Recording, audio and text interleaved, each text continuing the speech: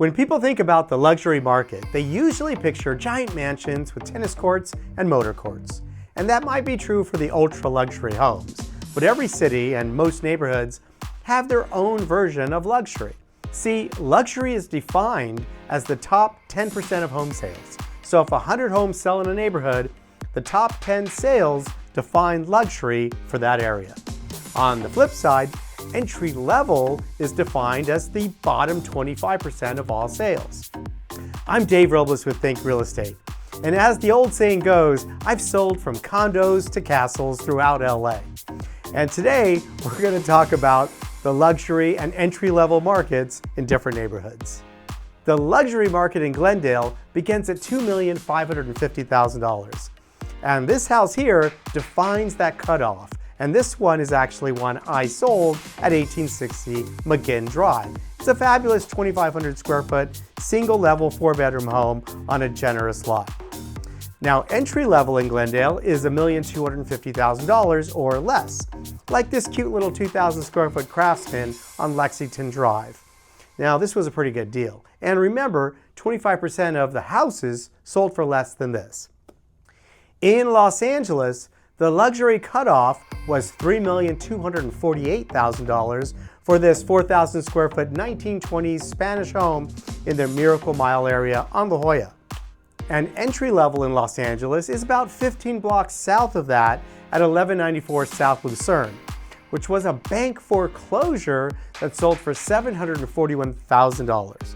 Now remember, this was not the least expensive home in Los Angeles by any means. Now, in Pasadena, the luxury cutoff was $3,525,000 for this one-story home on almost an acre in the San Rafael neighborhood.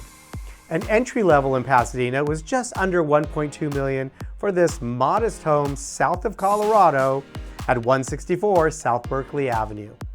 Now, here's a fun one. In Beverly Hills, the luxury cutoff begins at $16,750,000 for an old Hollywood glamorous tennis court estate by renowned architect Paul Williams. Now, if you're not familiar with Paul Williams, let me tell you, they are rich in character. The custom millwork, leaded glass, and wainscoting are beautiful. The kitchen in this one was to die for, and it came with a 700-bottle wine cellar and a movie theater. Seems like a pretty good deal for 16 mil, right? Now, want to do Beverly Hills on a budget? Well, the entry-level price cutoff was $2,800,000, like this fixer worth 4,600 square feet on a 12,000 square foot lot on Linden Drive.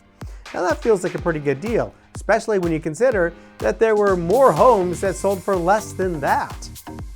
In West Hollywood, the luxury level begins at $4.5 million, like this reimagined modern home on Rosewood. And the entry level is this small little 1,500 square foot mid-century architectural gem that sold for $1,700,000. Studio City luxury begins at $4.1 million for this stunning 4,000 square foot new build in the Footbridge neighborhood on Shady Glade. Now, entry level tops out at $1.6 million for this modest 2-bedroom home on Van Noord inside of 1,100 square feet.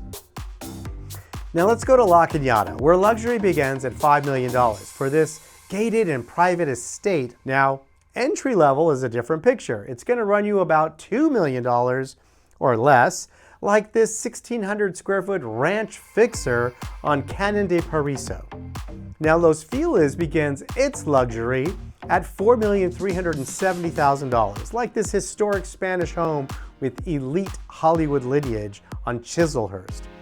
And the entry level in Los Feliz tops out with this French Normandy retreat in the Los Feliz Oaks on Bronson Hill Drive for $1.7 million.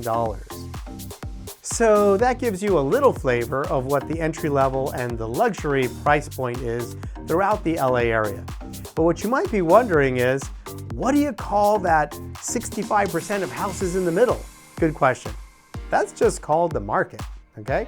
Now, let me know if you have any questions about your market, and I'm happy to chat with you.